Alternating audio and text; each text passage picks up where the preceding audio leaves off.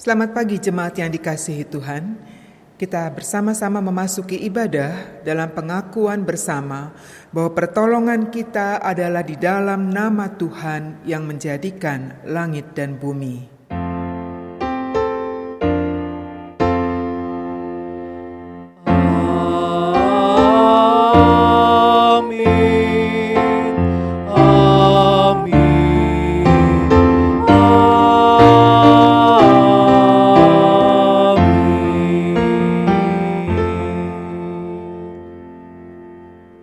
Kasih karunia dan damai sejahtera dari Allah Bapa kita dan dari Tuhan Yesus Kristus menyertai saudara. Tuhan beserta kita semua. Amin.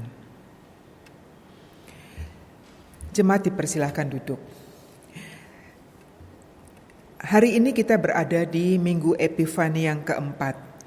Dan ini menjadi momen yang baik untuk kita merayakan dan merefleksikan kasih dan kuasa Allah.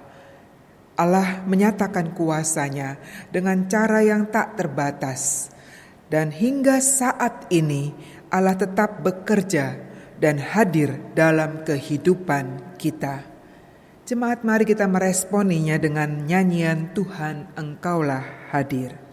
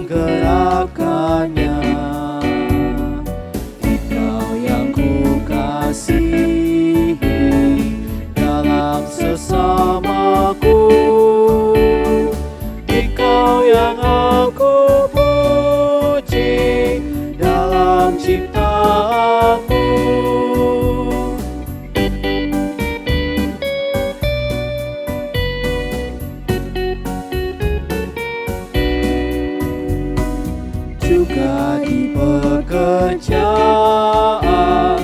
Kau Tuhan beserta, juga Engkau dengarkan lagu keluh kesah, lagu mesin dan martir, bising dan menderu, lagu peras kering kepadamu. Engkau yang kukasihi dalam sesamaku, Engkau yang aku puji dalam ciptaanmu.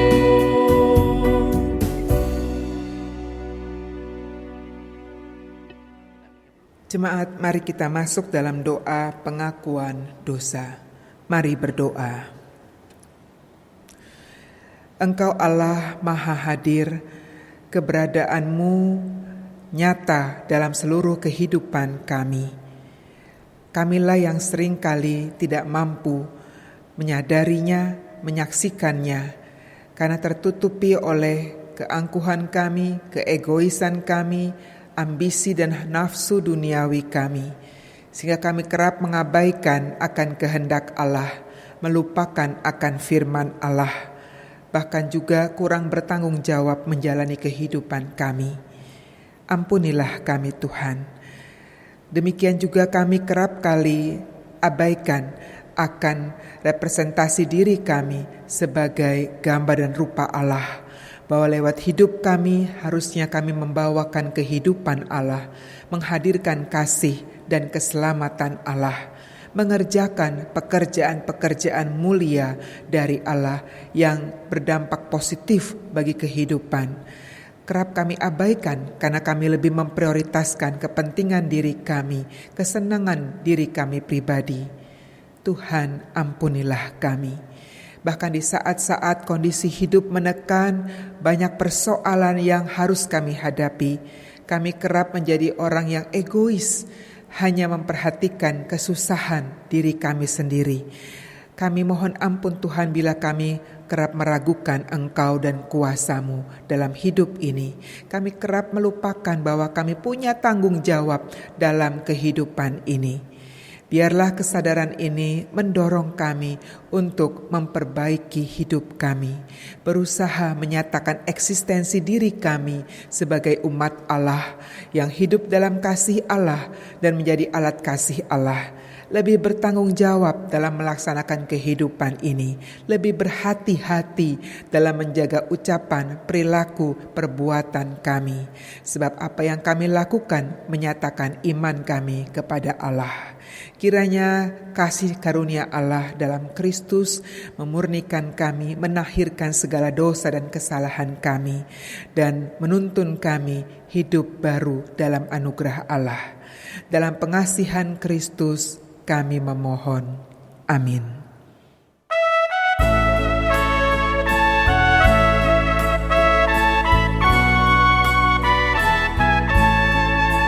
Batu karang yang teguh, Kau tempatku berteduh, karena dosaku berat dan kuasanya menyesat. Oh, bersihkan diriku oleh darah lambungmu.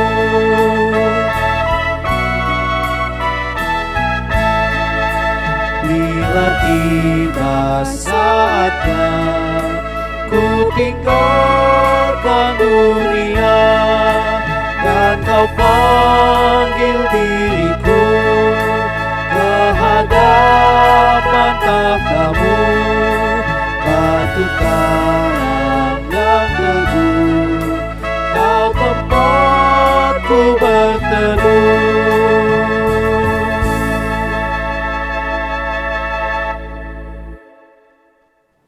Mari bersama-sama kita meresponi pengampunan dosa dari Allah dengan berdiri dan mendengarkan berita anugerah dari 2 Tesalonika 2 ayat 13 dan 14. Demikian firman Tuhan. Saudara-saudara yang dikasihi Tuhan, sebab Allah dari mulanya telah memilih kamu untuk diselamatkan dalam roh yang menguduskan kamu dan dalam kebenaran yang kamu percayai. Untuk itulah Ia telah memanggil kamu oleh Injil yang kami beritakan, sehingga kamu boleh memperoleh kemuliaan Yesus Kristus Tuhan kita. Demikianlah berita anugerah dari Tuhan. Syukur kepada Allah dan salam damai bagi saudara sekalian.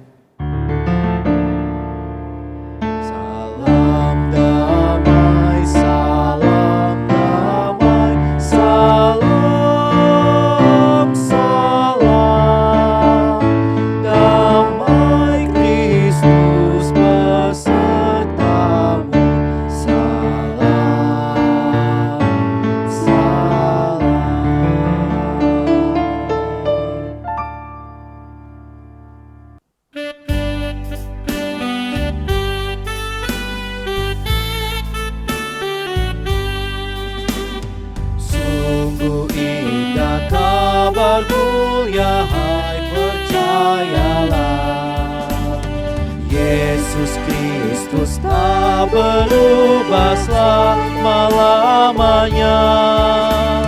Darahnya tetap menghapus dosa dan celah. Ia hibur yang berduka, puji namanya. Baik kemarin, hari ini, selama-lamanya. Yesus Kristus tak berubah, puji namanya. Puji namanya, puji namanya. Yesus Kristus Kristus tak berubah, puji namanya.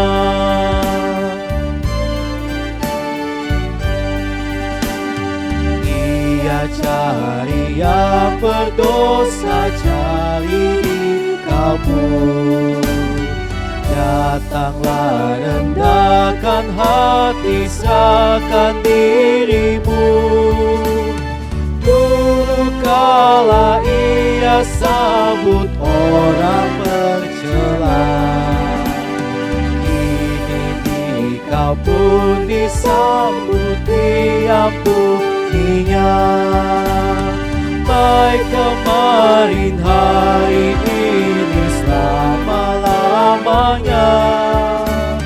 Yesus Kristus tak berubah, puji namanya. Puji namanya, puji namanya.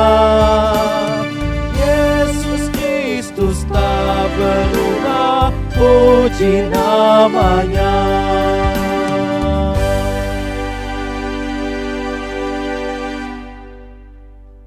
Jemaat, mari kita menyiapkan hati memasuki pelayanan firman Tuhan. Saya mengundang kita semua siapkan hati dan rendahkan hati di hadapan Allah, berdoa. Allah Sang Sumber Hikmat, kami datang padamu, memohon kiranya Engkau dengan kuasa roh-Mu yang menuntun kami dalam pembacaan, perenungan akan firman-Mu. Urapi kami semua agar hati ini terbuka dan dengan kerendahan hati kami mau diisi oleh kehendak Tuhan, diarahkan, diajarkan, dituntun agar bisa melaksanakannya dalam hidup kami. Kami mohon dalam Yesus Kristus Tuhan kami. Amin. Bapak Ibu, pembacaan firman Tuhan hari ini di Minggu Epifani yang keempat terambil dari Injil Markus pasal 1 ayat 21 hingga ayat 28. Firman Tuhan demikian. Yesus dalam rumah ibadat di Kapernaum. Markus 1 ayat 21 sampai 28. Mereka tiba di Kapernaum setelah hari Sabat mulai. Yesus segera masuk ke dalam rumah ibadat dan mengajar. Mereka takjub mendengar pengajarannya, sebab ia mengajar mereka sebagai orang yang berkuasa, tidak seperti ahli-ahli Taurat. Pada waktu itu di dalam rumah ibadat itu ada seorang yang kerasukan roh jahat. Orang itu berteriak, "Apa urusanmu dengan kami, hai Yesus, orang Nazaret? Engkau datang hendak membinasakan kami? Aku tahu siapa engkau, yang kudus dari Allah." Tetapi Yesus menghardiknya, katanya, "Diam, keluarlah daripadanya." Roh jahat itu menggoncang-goncang orang itu, dan sambil menjerit dengan suara nyaring, ia keluar daripadanya. Mereka semua takjub, sehingga mereka memperbincangkannya. Katanya, "Apa ini? Suatu ajaran baru?" Ia berkata-kata dengan kuasa, roh-roh jahat pun diperintahnya, dan mereka taat kepadanya.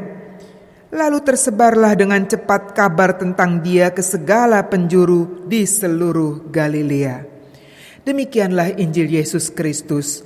Berbahagialah setiap orang yang mendengarkan dan memelihara firman Tuhan, serta yang melaksanakannya dalam kehidupan sehari-hari. Haleluya. Haleluya, haleluya, haleluya.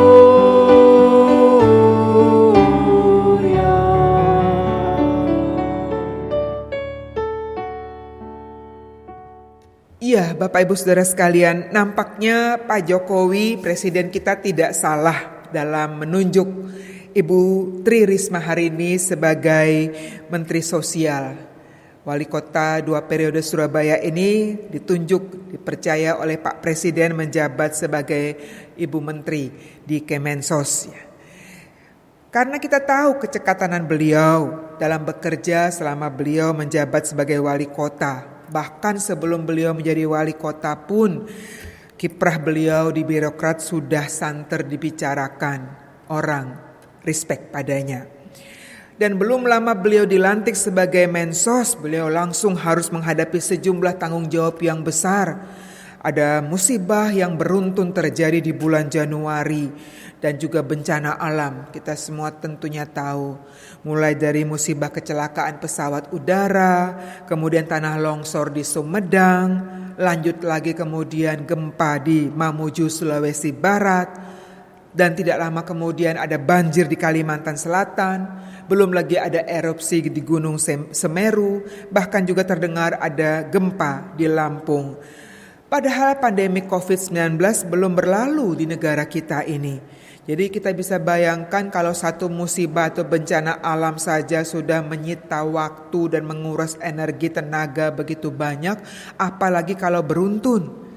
Beruntungnya kita punya mensos yang cekatan dan punya pribadi yang berjiwa sosial tinggi. Dan itu menjadi modal besar bagi beliau dalam melaksanakan tugas-tugasnya di Kemensos secara tepat dan cepat. Nah, rasanya kita semua tidak perlu meragukan hal itu.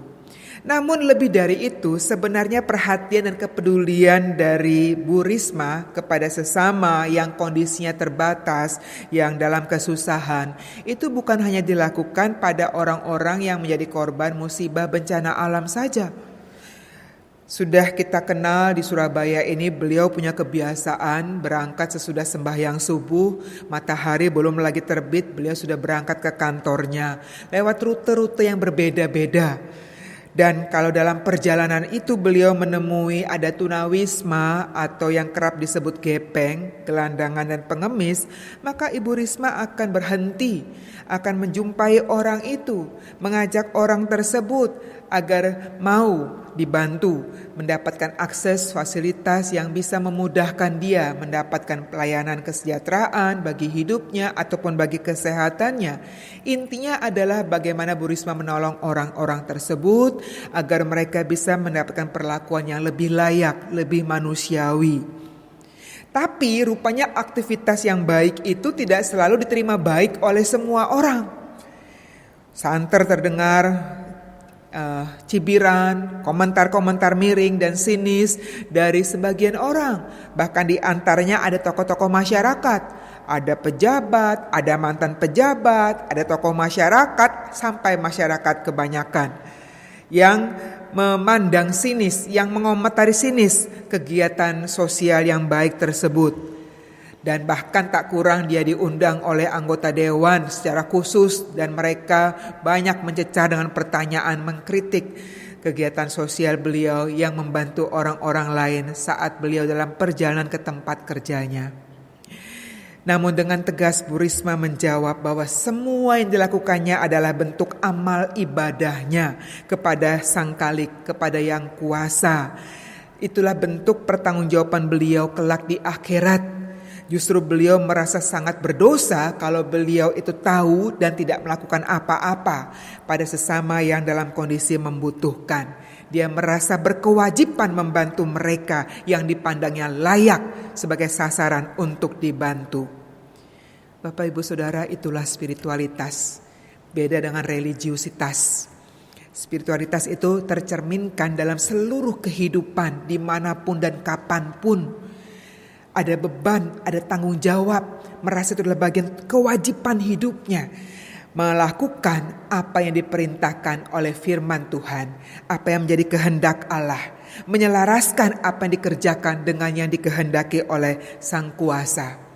Dan itulah spiritualitas.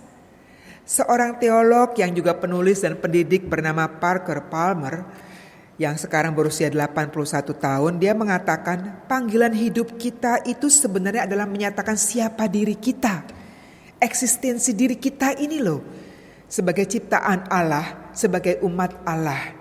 Jadi hidup ini pertama-tama bukanlah tentang apa yang saya capai, tentang apa yang saya lakukan. Bukan, tapi tentang siapa saya. Siapa saya menunjukkan adalah siapa yang menciptakan saya, siapa yang memiliki hidup saya. Dan tentu saja sebagai ciptaan kita ini menggambarkan akan pemilik hidup kita.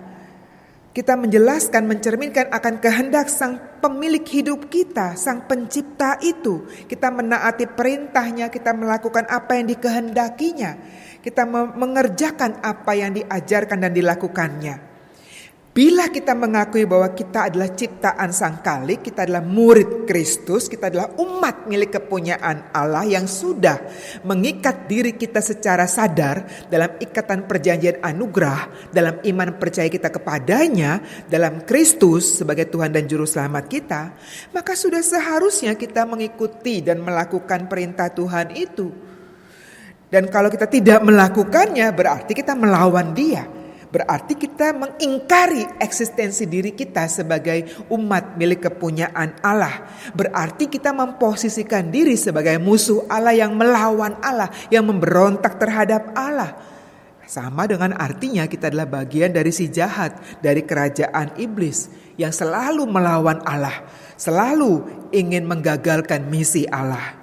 Nah, bacaan kita hari ini dari Markus pasal 1 ayat 21 sampai 28 tadi menjelaskan kepada kita. Ada rekaman kisah bagaimana si jahat itu terus berusaha untuk mengganggu Yesus, melawan Yesus. Bahkan sebenarnya kalau kita lihat di perikop sebelumnya, ini bukanlah perjumpaan pertama Yesus dengan si jahat. Sebelum Yesus itu berkiprah dalam tugas pelayanannya, dari masa persiapan dia digembleng di padang gurun, iblis sudah terus mengganggu Yesus, mengikuti Yesus, melawan Yesus, berusaha untuk menjebak Yesus agar Yesus gagal dalam misi mesianis yang akan dilakukannya. Tidak berhenti di situ, bahkan ketika Yesus sekarang sudah memulai tugas pelayanannya dalam Markus 1 ayat 21 sampai 28 dari bacaan kita tadi, ketika Yesus ada di rumah ibadah, iblis juga ada di sana. Nah, Bapak Ibu, ini menunjukkan pada kita sebenarnya sebuah peringatan. Satu, kalau Yesus saja dicobai dan diganggu iblis terus, tidakkah kita juga bisa diganggu iblis? Bisa saja dan sangat mungkin iblis akan terus berusaha mengganggu kita, mencobai kita, berusaha menghasut kita, berusaha mempengaruhi kita agar kita itu melupakan eksistensi diri kita sebagai umat Allah. Dan yang kedua, bahwa dari bacaan tadi, di rumah ibadah dia ada. Artinya apa? Bisa saja si jahat itu memakai orang-orang beriman, orang-orang percaya, berusaha menguasai dan memakai pikirannya untuk apa? Untuk melawan, untuk menggagalkan pekerjaan Allah, untuk berusaha memecah belah persekutuan umat, untuk berusaha membuat umat itu saling bertikai. Di sini kita bisa melihat bahwa ada pesan penting bagi kita semua. Serius dan sungguh-sungguhlah hidup sebagai murid Kristus. Kuat, dekatlah kepada Allah. Hanya itulah cara kita melawan iblis, agar kita peka pada perintah dan kehendak Allah dan bisa melawan hasutan dan pengaruh si jahat itu. Dan kita bisa lihat kenapa iblis itu berusaha berambisi keras untuk melawan Yesus, terus mengikuti Yesus.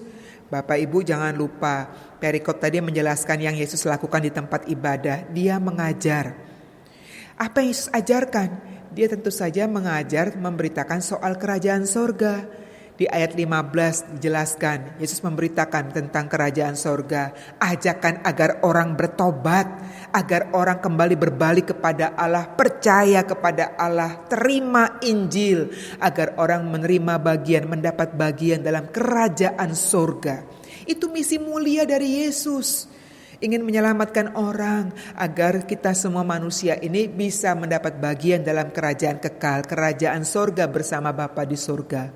Dan itu yang tidak disukai iblis. Iblis tidak ingin kita ini mendapatkan tempat di kerajaan sorga.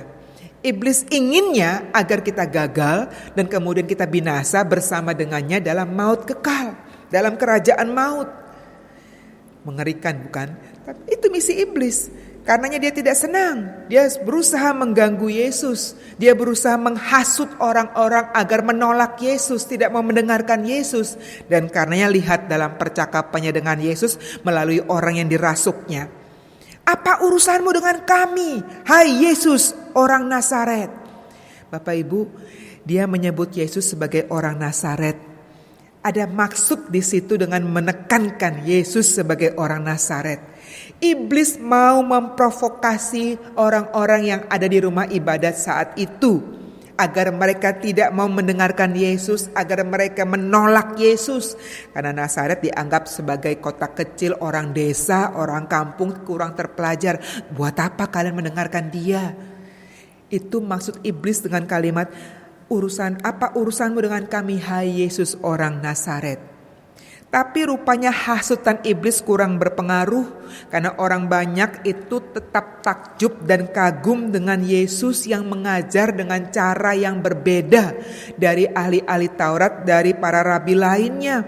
Karena Yesus mengajar dengan cara yang berkuasa, seakan-akan dia punya otoritas ilahi dalam mengajar itu. Sehingga orang banyak takjub, orang banyak itu kagum, orang banyak itu senang mendengarkan ajarannya yang menginspirasi, membawakan kehidupan. Dan kemudian iblis memakai trik lain. Kita perhatikan dia melanjutkan kalimatnya dengan mengatakan, engkau datang hendak membinasakan kami? Aku tahu siapa engkau, yang kudus dari Allah. Bapak Ibu, tersirat permohonan dalam kalimat ini. Permohonan agar Yesus tidak membinasakan mereka. Karena mereka tahu, iblis tahu, Yesus mampu melakukannya. Dan karenanya kemudian dia memakai trik lain apa? Yaitu memuji Yesus. Engkaulah yang kudus dari Allah. Ini pujian yang ada maksudnya. Lewat pujian ini iblis sengaja mau menjebak Yesus agar jatuh pada kesombongan diri sebagai yang kudus dari Allah. Jadi pujian sesaat sesudah celaannya dimaksudkan iblis untuk menjebak Yesus dalam dosa kesombongan. Tapi Bapak Ibu, Yesus merespon itu dengan tenang dan tegas. Yesus tidak terjebak dan tidak terhasut, tidak jatuh pada dosa kesombongan sebagaimana yang diharapkan oleh iblis. Dengan tegas Yesus kemudian mengusir iblis. Diam, keluarlah daripadanya. Yesus tidak mau kompromi menghadapi iblis dan sama sekali tidak termakan dengan pujian dan sanjungan iblis. Bahkan dengan tegas dia mengusir iblis agar keluar dari tubuh orang yang dirasukinya. Tujuan Yesus adalah agar orang itu bisa pulih kembali hidupnya. Jadi sampai di sini kita bisa melihat Bapak Ibu bagaimana cara Yesus berusaha untuk memulihkan hidup seseorang, menyelamatkan. Sebaliknya iblis berusaha mendestruksi kehidupan orang itu, menghancurkan hidup orang yang dirasukinya, yang dikuasainya. Iblis tidak ingin orang-orang datang mengikuti Yesus, mendekat pada Yesus dan mau mengikuti ajaran Yesus, menerima bagian dalam kerajaan sorga. Yang iblis inginkan adalah manusia binasa dan ikut dengannya dalam kerajaan iblis. Kontras dengan iblis, Yesus melakukan hal yang sebaliknya. Dia berusaha menjalankan misi Sang Bapa. Sebisa mungkin bukan hanya mengajar, tapi juga mempraktekkan bagaimana memulihkan, menyelamatkan, merekonstruksi sebuah kehidupan yang sudah dirusak oleh iblis. Dia memperbaharuinya, dia menyelamatkannya. Bapak Ibu, tentu saja peristiwa dipulihkannya orang yang dirasuk oleh iblis itu menunjukkan kuasa Allah ada pada Yesus. Bagaimana iblis pun tunduk pada Yesus. Dan ini mengundang rasa takjub dan kagum dari orang banyak. Lebih lagi, bukan hanya mendengarkan ajarannya yang berkuasa, tapi melihat langsung praktek kuasa itu ada pada Yesus. Dengan satu kali perintah saja, iblis pun pergi. Di sini kita melihat bagaimana otoritas Yesus sebagai anak Allah ditunjukkan oleh Yesus. Nah, di sini kita bisa merenungkan poin lain, merasa kagum dan bangga pada kuasa Tuhan. Dan segenap karyanya itu adalah hal yang sangat wajar dan manusiawi, sah-sah saja. Tapi tentu saja bagi Tuhan jauh lebih berarti bila kekaguman dan ketakjuban itu mewujud dalam cara hidup kita yang sungguh-sungguh menghormati Allah, memuliakan Allah dengan mengikuti perintahnya, taat padanya, tidak mengabaikan firman-Nya, sungguh-sungguh memperhatikan apa yang diajarkannya dan bukan melupakannya. Ini yang lebih penting. Dengan sikap perilaku yang demikian, kita sama dengan menyatakan kita kagum, kita hormat, kita memuji Tuhan. Bukan sekedar kagum dan takjub dengan memuji-muji lewat kata-kata saja, tapi lewat seluruh kehidupan kita. Dan jangan lupa perikop tadi mengingatkan kita, iblis selalu punya 1000 cara untuk menghalang-halangi kita umat Tuhan agar bisa hidup selaras dengan kehendak Allah itu. Tapi Tuhan Yesus juga punya 1.000.000 cara untuk menghadirkan kasih dan kuasa-Nya yang akan terus bekerja membangun dan memulihkan kehidupan yang dirusak oleh iblis. Bahwa keadaan hidup bisa saja porak-poranda oleh musibah, kecelakaan, bencana alam. Ya, manusia bisa menderita oleh berbagai-bagai persoalan hidup. Ya, tapi bahwa kuasa Tuhan tidak berhenti sampai di situ. Kuasa Tuhan tetap ada juga dalam hidup kita dan berusaha merekonstruksi, menata ulang, membangun, memulihkan, dan membangunkan kembali, menumbuhkan kembali harapan dan semangat hidup kita sebagai umat-Nya. Dan dengan demikian kita diingatkan, bijaklah, mawas dirilah dalam setiap langkah hidup kita agar tidak dikuasai dan dikendalikan si jahat itu. Agar kita terus ambil bagian bersama Allah berkarya, menghadirkan pekerjaan-pekerjaan Allah yang sifatnya konstruktif, membangun kehidupan. Bapak Ibu, ada seorang kawan belum lama ini men-sharekan di WA sebuah gambar kepada saya. Di slide bisa dilihat ya. Iblis mengira dia dengan pandemik COVID-19 ini dia telah membuat gereja-gereja tutup. Dia berhasil membuat gereja tutup, gitu ya. Dia mengatakan, aku berhasil dengan COVID-19 ini menutup gerejamu. Tapi jawab Yesus apa? Kamu salah, justru aku telah membuka gereja di tiap-tiap rumah. Memang itu kenyataan bahwa gereja menjadi banyak yang kemudian tidak melaksanakan ibadah secara onsite, tapi tidak berarti bahwa ibadah berhenti dan habis. Tuhan punya memberi kita akal budi dan pikiran, dan manusia punya teknologi, sehingga dengan segenap pemberian Allah itu manusia mengelola kehidupan, menyikapi keadaan yang saat ini berubah. Kita tetap bisa terhubung, tetap bisa terkoneksi, kita tetap bisa membangun ibadah kita secara daring, secara online. Sehingga dimanapun Bapak Ibu berada, tetap ada persekutuan, tetap ada ibadah. Iblis tak mampu untuk bisa menghentikan persekutuan umat dengan Tuhan, persekutuan umat dengan firman-Nya. Dan saya kira bukan hanya soal gereja. Kalau iblis berpikir bahwa pandemik ini, di slide berikutnya ya, memisahkan dan menjauhkan kita, membuat orang saling berjarak, ya social distancing ya. Tapi ternyata pandemik ini juga bisa menyatukan dan mendekatkan kita yang berjauhan. Secara Zoom meeting kita bisa terkoneksi dengan saudara-saudara kita, teman-teman kita yang tinggalnya jauh, bahkan di luar kota, di luar negeri. Kita bisa terkoneksi.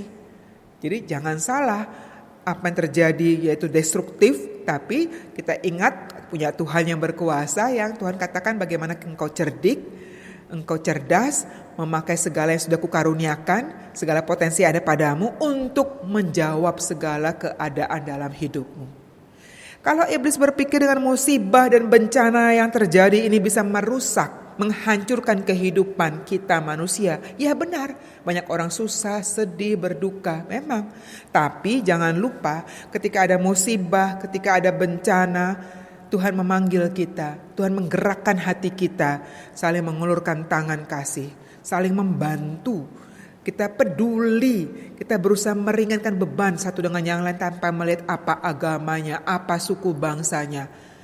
Setiap ada musibah bencana, tim GKI akan turut terlibat. Ini sudah berangkat, ada yang ke Mamuju, ada yang mengirimkan bantuan ke Sumedang, ada juga yang ke Kalimantan Selatan.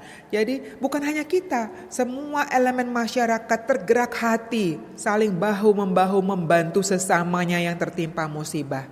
Percayalah, disitulah kita bisa melihat Tuhan, engkau sungguh ada.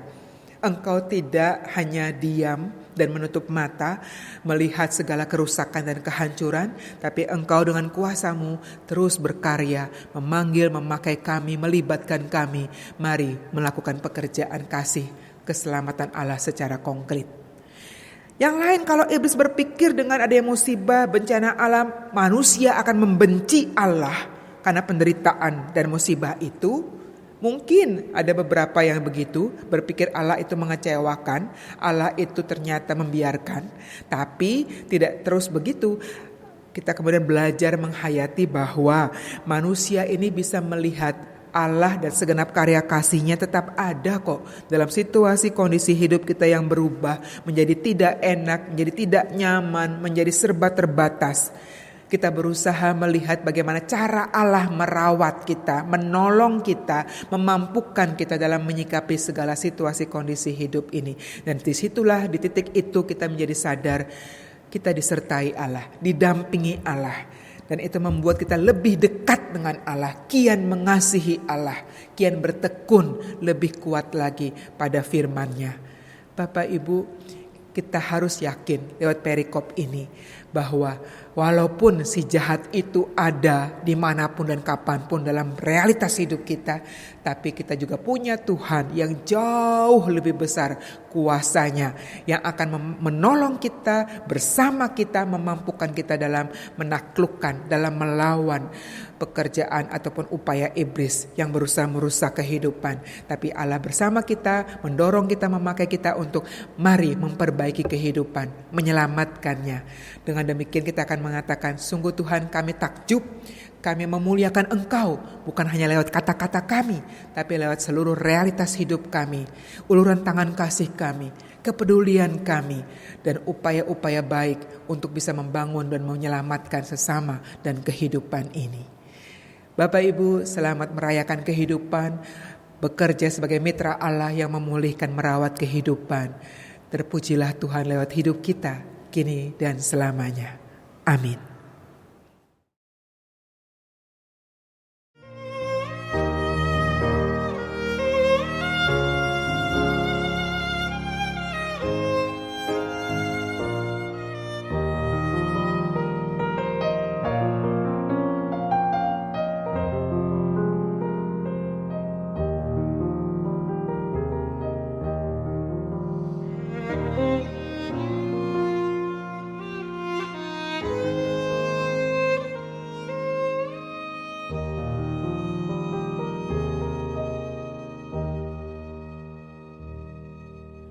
Dengan bangkit berdiri, marilah kita bersama-sama dengan umat Allah di masa lalu, masa kini, dan masa depan, mengingat pengakuan pada baptisan kita menurut pengakuan iman rasuli. Aku percaya kepada Allah, Bapa yang Maha Kuasa, Khalik langit dan bumi, dan kepada Yesus Kristus, anaknya yang tunggal Tuhan kita, yang dikandung daripada Roh Kudus, lahir dari anak darah Maria, yang menderita sengsara di bawah pemerintahan Pontius Pilatus, disalibkan, mati dan dikuburkan, turun ke dalam kerajaan maut. Pada hari yang ketiga, bangkit pula dari antara orang mati, naik ke surga, duduk di sebelah kanan Allah, Bapa yang Maha Kuasa. Dan dari sana Ia akan datang untuk menghakimi orang yang hidup dan yang mati. Aku percaya pada Roh Kudus, gereja yang kudus dan am, persekutuan orang kudus, pengampunan dosa, kebangkitan orang mati, dan hidup yang kekal. Amin. Kita memasuki doa syafaat dan ditutup dengan nyanyian doa Bapa Kami yang kita akan nyanyikan bersama. Jemaat, mari kita bersyafaat. Tuhan, kami datang padamu sebagai umat-Mu. Kami meyakini Engkau mengasihi kami di tengah-tengah kondisi hidup yang serba terbatas, serba berubah kondisinya, realita hidup ini. Tapi Engkaulah yang menjadi sandaran dan pegangan kami, yang terus menguatkan kami, menopang kami, dan bekerja berjuang bersama kami, dan memberkati semua perjuangan kami, sehingga semua karya-karya kasih tetap bisa tersalurkan kepada mereka yang membutuhkan, apalagi di tengah-tengah banyaknya musibah, bencana alam di sekeliling kami. Dalam realitas hidup ini, disitulah kami disadarkan akan panggilan hidup kami, menyatakan eksistensi diri kami sebagai umat Allah yang menghadirkan hidup Allah, kasih Allah, keselamatan Allah. Berkatilah semua kegiatan-kegiatan sosial yang disalurkan tersebut sehingga mencapai sasaran, meringankan beban penderitaan sesama kami, menolong mereka untuk bisa melanjutkan kehidupannya dan membuat banyak orang bisa mengucap syukur kepada Allah, menyaksikan sungguh Allah itu ada, Allah itu baik dalam kehidupan ini. Kami menyerahkan kehidupan jemaat-Mu, jemaat GKI Kutisari, pribadi lepas pribadi. Lawatlah mereka Tuhan dengan kasih-Mu dan dengan kuasa-Mu. Berkatilah setiap pribadi, kesehatannya, lindungilah seluruh anggota keluarganya, berkati pula dalam pekerjaan, dalam usaha, dalam bisnis, berkati anak-anak kami yang sedang terus menempuh studi secara online, berkati pula kaum muda kami yang juga berjuang, baik mereka yang masih studi, kuliah, ataupun mereka yang sudah bekerja, mereka yang masih mencari kesempatan bekerja. Tuntun mereka dengan hikmat-Mu agar kita tetap kuat dan teguh dalam iman, dalam pengharapan, dalam keyakinan kepada Tuhan, dalam perjuangan hidup melewati masa-masa yang tidak mudah di masa kami masih berada dalam pandemi COVID-19 ini. Kami juga berdoa secara khusus Tuhan bahwa sakit penyakit virus atau apapun yang saat ini sedang menekan, menindih kami dengan segala ancaman kematiannya, kami hanya berlindung kepadamu. Tuhan, lindungilah kami. Berikan kami keselamatan-Mu. Angkatlah semua sakit penyakit dan virus yang mematikan ini. Bersihkanlah kehidupan kami. Tahirkanlah dengan urapan kuasa-Mu. Semua upaya medis, semua upaya manusia dilakukan, Engkau memberkatinya. Sehingga semua bersinergi dengan berkat Tuhan untuk bisa menyelamatkan dan memulihkan kehidupan kembali.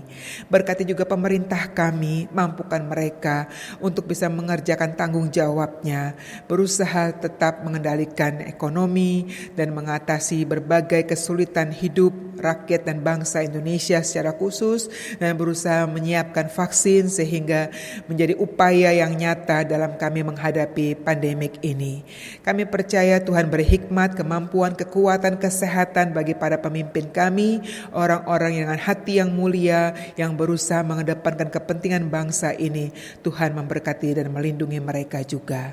Kami menyerahkan semua gereja Tuhan di muka bumi agar kiranya mereka dipakai Tuhan sebagai kepanjangan tangan Tuhan untuk terus menyirami dengan berita Injil sukacita yang meneguhkan, menguatkan, dan juga terus menyuarakan suara kebenaran Tuhan dan menjadi kepanjangan tangan Tuhan dalam menyalurkan pekerjaan-pekerjaan kasih Tuhan. Ya Tuhan, kepadamu saja kami menyerahkan mereka yang sakit, mereka yang lemah, mereka yang berduka. Tuhan juga rangkul, kuatkan, hiburkan.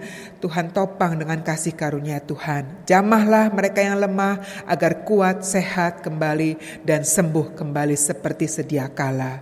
Siapapun mereka, kami sebut mereka dalam hati, dalam doa kami. Tuhan mendengarkan, Tuhan yang menjawab semua seru doa kami. Tuhan yang hadir secara nyata untuk jemaat pribadi lepas pribadi. Inilah segenap doa, syukur dan syafaat kami yang kami bawa dalam pengasihan Kristus yang mengajar kami berdoa bersama.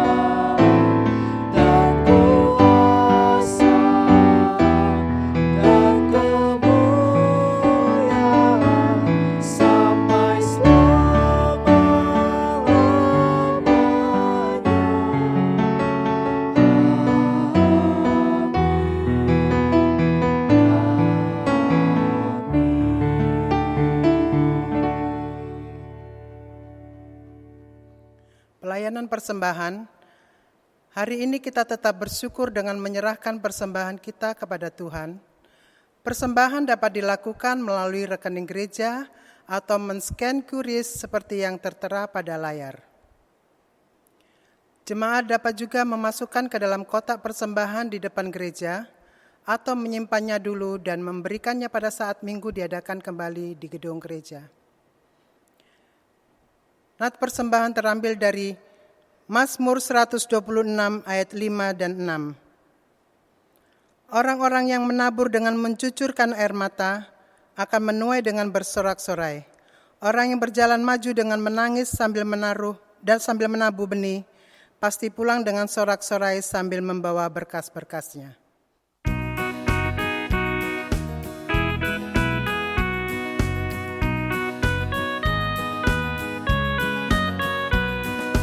Tabur waktu pagi, tabur benih kasih, tabur waktu siang, terus sampai senja.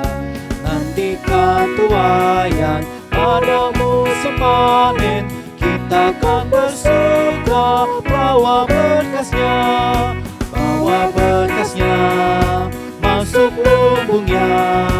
Kita akan bersuka bawa berkasnya, masuk lumbungnya. Kita akan bersuka bawa berkasnya. Mari kita membawa persembahan kita ke dalam Tuhan. Bapa yang baik, Bapa yang maha kasih, kami ucap syukur ya Tuhan. Di pagi hari ini kami boleh memberikan persembahan kami ke dalam tangan-Mu. Bapa, biarlah apa yang sudah Engkau berikan pada kami, berkat yang melimpah itu dapat kami sisihkan sedikit untuk pelebaran kerajaan-Mu ini ya Bapa. Biarlah melalui persembahan ini Bapa, gereja kami boleh bertumbuh dan kami boleh mengelolanya dengan baik sesuai dengan pimpinan Roh Kudus. Terima kasih ya Tuhan Yesus, kami menyerahkan persembahan kami ke dalam tangan pengasihan-Mu. Ampunkanlah segala dosa kami, dalam nama Tuhan Yesus kami berdoa. Amin.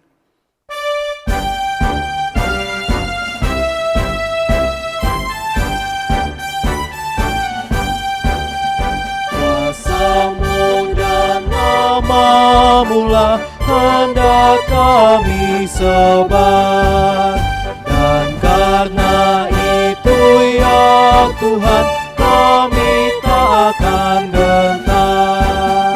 Bagaikan padi segenggam, mestilah menghidup rendam, supaya tumbuh dan segar di panas surya memakan berbuah. Tuaian pun besar, teladan sudah Kau beri demi derita-Mu, dan melalui salib-Mu Kau terima kuasa-Mu. Bagian kami tak lebih seperti segenggaman melintas kubur yang gelap, agar kelak kau menetap bersama-Mu di Firdaus Gemilang.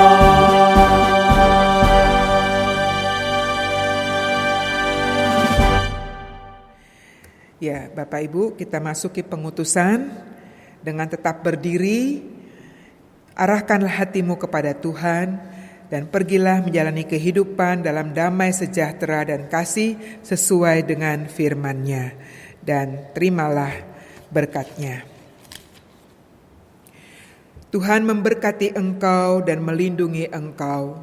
Tuhan menyinari engkau dengan wajah-Nya dan memberi engkau kasih karunia. Tuhan menghadapkan wajah-Nya kepadamu dan memberi engkau damai sejahtera-Nya. Amin.